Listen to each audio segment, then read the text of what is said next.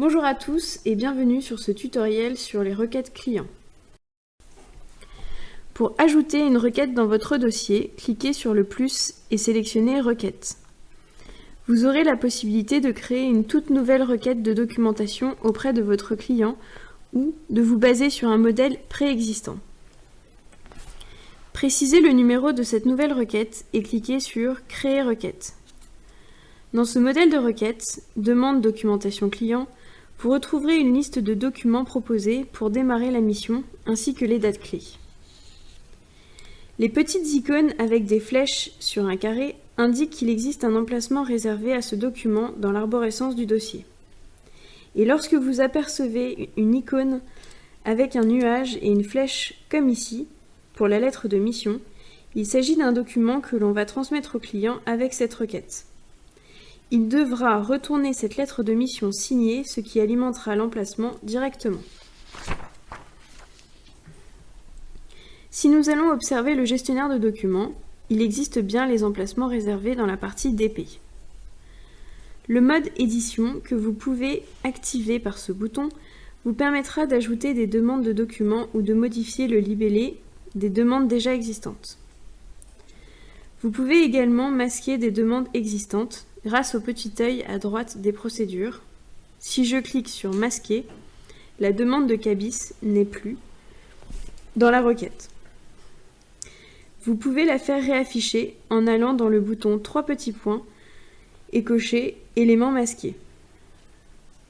La demande de CABIS réapparaît et vous pouvez la faire réafficher définitivement.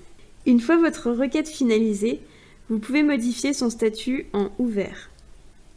Il vous sera possible d'indiquer une date d'échéance et préciser les contacts préalablement créés dans votre plateforme cloud auxquels vous souhaitez envoyer cette requête. Enfin, il sera possible d'ajouter un message personnalisé pour votre contact, qui peut être par exemple « Bonjour, veuillez trouver la liste des documents nécessaires à notre audit sur notre plateforme Caseware Cloud ». Vous pouvez les ajouter en ligne directement en cliquant sur ce lien. Si nous nous positionnons désormais du côté du contact, voici le mail qui apparaît dans sa boîte de réception. Votre contact pourra cliquer sur le lien pour accéder à son espace Caseware Cloud. Bien entendu, il vous faudra fournir les logins nécessaires à celui-ci pour qu'il puisse accéder à son espace et à la requête envoyée. On retrouve bien tous les éléments demandés. Pour ajouter des documents, votre contact pourra simplement faire un glisser-déposer ou cliquer sur « Sélectionner les fichiers à téléverser ». Il pourra également vous laisser un commentaire.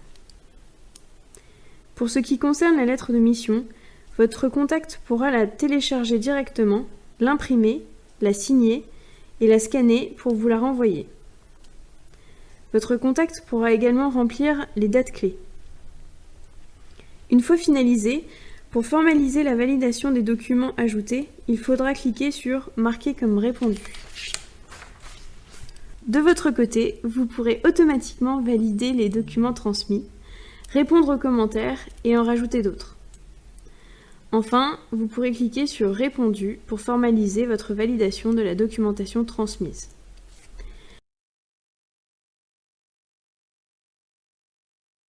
Les documents sont bien ajoutés au gestionnaire de documents. Grâce aux requêtes, vous pourrez également recueillir des informations de la part de votre client. Et cela grâce à des questionnaires simplifiés et rapides. Votre contact client pourra ajouter facilement des commentaires.